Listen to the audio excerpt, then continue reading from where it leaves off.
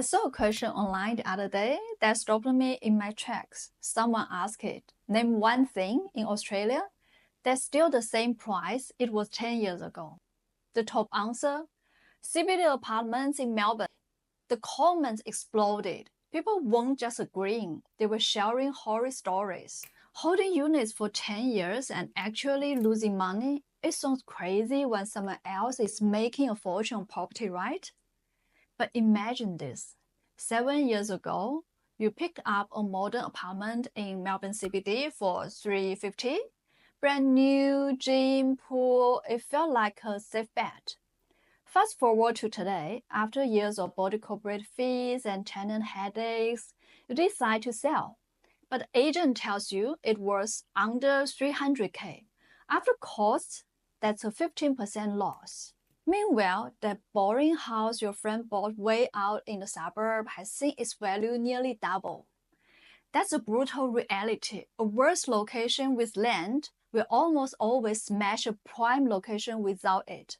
I'm not saying apartments are bad. They have great yield, but you have to play a completely different set of rules. You want a long-term value growth. And the problem isn't apartments themselves. It's buying the wrong type of apartment in the wrong location without understanding how value is actually created. In this video, I walk you through 4 practical rules I use to assess apartment in Melbourne, so you can avoid the common traps and make decisions with clearer expectation. Principle number 1, if you want growth, look where the cranes aren't. I'm talking about those established, leafy, quiet residential suburbs, not the city. Why? Because this area has strict height limits and zoning rules. The developer can't just show up tomorrow and build 500 units next door to block your sun, steal your street parking, or turn your morning commute into a nightmare. When you buy here, you are not just buying a box in the sky. You're buying into a lifestyle that has scarcity.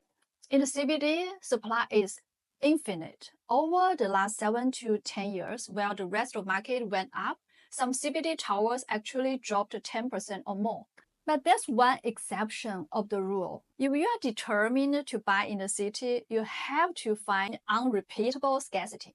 I'm talking about a permanent, unblockable view of the Yarra River or directly gaze over Carlton Garden that no future tower can ever steal. When you own a piece of the skyline that can't be duplicated, you're not just buying a flat, you're buying the air rights to the view. That's where the growth comes from. It's no longer about how many square meters you have, it's about the fact that nobody can ever build another one like it.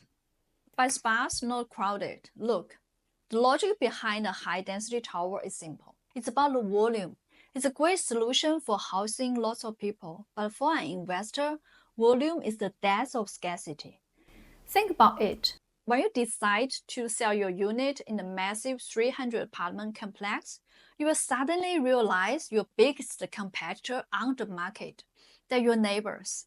There's always going to be someone in the building who's desperate to sell, and the moment they drop their price, they will just set the ceiling of your property. That's not an investment, that's a clearance sale. Compare that to an old 2-bedroom apartment in a low-density block in South Yarra, maybe only 6 or 7 units in total. These buildings are usually filled with long-term owner-occupant who have no intention of leaving. Because there's so little turnover, when a unit finally hits the market, it creates a massive bidding war. Buyers chase it because they know it's a real opportunity. We've seen these ugly older units go from $322 to over $1 million. Why?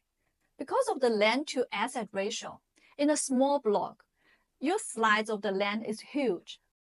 That's the thing you should always remember. Buildings depreciate, but land appreciates. I know those off-the-plan brochures look like a dream, but unless you are a foreign buyer with no other choice, stay away from the shiny renders. You don't know the build quality, and you don't know if a new tower will be built 2 meters from your bedroom window in 2 years. With an established apartment, what you see is what you get. You can check the light, feel the walls, and know your view is safe. But look, I get it. Sometimes the design or the location of a new project is just too good to pass up. If you absolutely must buy off the plan, you have to do your homework on the developer. Don't just look at the brochure, look at their track record. Go visit the project they finished 5 or 10 years ago. How have those buildings aged? Are the owners happy? Please remember, a developer's past projects tell you everything you need to know about your future home. Size matters, period. Modern apartments are getting smaller and smaller, with developers trying to squeeze every cent out of the floor plate. This makes big, spacious layout incredibly rare, and in real estate, reality equals capital growth. I'm always looking for apartments that offer wild-scale living. I'm talking about a floor plan that actually let you breathe, especially those with private backyard or massive terrace. When you are sitting in a living room that wide, the lifestyle feels almost identical to a townhouse. Let me tell you about a case in Malvern East that proves my point. Even in 2023, a year when high interest rates were crushing most of the market, this two-bedroom apartment sold for $850.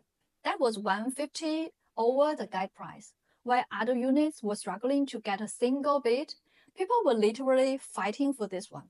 Why? Because it's big inside and big outside. That combination is so rare in the market that it creates its own price league. To give you some perspective, this property was originally sold for just $129 back in the 90s. Here's a technical tip that most agents won't tell you. Banks hate shoebox. If your apartment is under 45 or 50 square meters, most major lenders will refuse to provide a standard mortgage. That means when you eventually go to sell, you just cut out 90% of your buyers. Don't trap your capital in a space the bank doesn't even value. At the end of the day, growth doesn't happen by accident. It happens because of scarcity. When you find an apartment with a better layout and more space, you aren't just buying a smarter design. You're actually capturing a larger share of the land underneath you. And that's a key part of the wealth chain. Always remember, in this game, scarcity isn't just a feature, it's where the money is. If you want to make smarter property decisions in Australia without the guesswork, subscribe to April Talks Aussie. I'm here to break down the rules that most people will never explain to you. Before you go, please remember, property markets and regulation can change rapidly. This information shared today is for educational purposes, so always seek independent advice with qualified professionals before making any major financial decisions. I'm April. Thanks for watching and see you in the next deep dive. Because this is unrepeatable